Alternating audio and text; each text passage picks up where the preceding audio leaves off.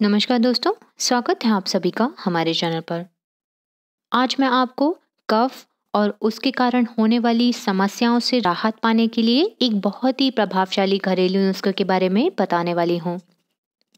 दोस्तों, एक स्वस्थ शरीर में वात, पित्त और कफ हमेशा संतुलित बना रहता है, लेकिन शरीर में इनका असंतुलित होना या फिर किसी एक का बढ़ जाना भी सेहत से जुड़ी कई समस्याएं पैदा कर सकता है। दोस्तों, शरीर में जब कफ बढ़ जाता है तो इसके साथ साथ आपको बहुत सारी समस्याएं होने लग जाती हैं। जैसे अक्सर जब भी आपको सर्दी या फिर जुकाम होता है तो गले में कफ भी आप महसूस करने लगते होंगे। लेकिन कभी-कभी सिर्फ कफ बढ़ जाने के कारण भी आपको सर्दी जुकाम हो सकता है। वहीं गले में कफ का बना रहना खांसी पैदा भी करता है। गीले कफ में तो खांसी होती ही है, लेकिन कफ के सूख जाने पर यह और भी ज़्यादा हार्मफुल हो जाती है। वहीं दोस्तों, शरीर में कफ की मात्रा बढ़ जाए तो इससे आलस्य भी बना रहता है और चुस्ती फुर्ती कम हो जाती है। एक तरह का भारीपन भी कई बार महसूस होने लग जाता है। इसके अलावा जब कफ बढ़ जाता है तो इसके कारण सर दर्द या फिर सर में भारीपन भी होने लग जाता है।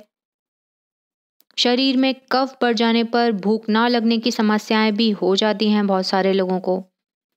ऐसे में खाने पीने में नीरसता महसूस होती है और कुछ भी खाने का मन नहीं होता है। इसके अलावा त्वचा के रंग में अगर आपको सफ़ेदी सी लग रही है तो यह भी कफ बढ़ने के लक्षण हो सकते हैं। वहीं कफ की अधिकता के कारण शरीर में भारीपन बना रहना आम बात तो होती ही है। कई बार आपका सिर्फ आराम करने का ही मन करता रहता है इसके कारण। लेकिन दोस्तों, आज मैं आपके लिए कफ से होने वाली इन सभी समस्याओं से राहत पाने के लिए एक बहुत ही प्रभावशाली घरेलू नुस्खा लाई हूँ। इसकी जानकारी जानने से पहले सबसे पहले तो एक निवेदन उन लोगों से करना चाहूँगी जो आज पहली बार हमारे चैनल पर आए हैं।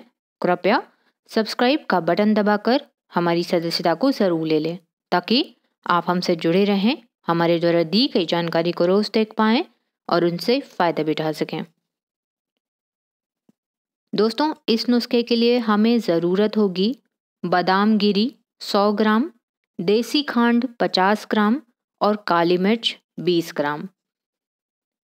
दोस्तों, इन सभी का अलग अलग पाउडर बना लीजिए। आप चाहें तो इन्हें मिलाकर सुरक्षित भी रख सकते हैं।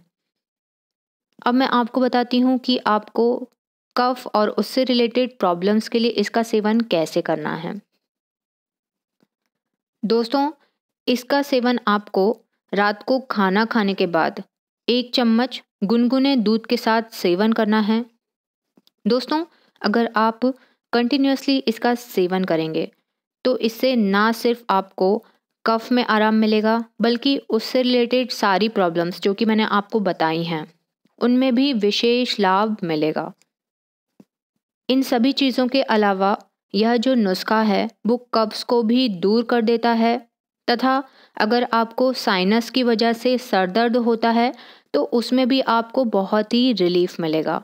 तो आप इसे ज़रूर से ज़रूर करके देखिएगा।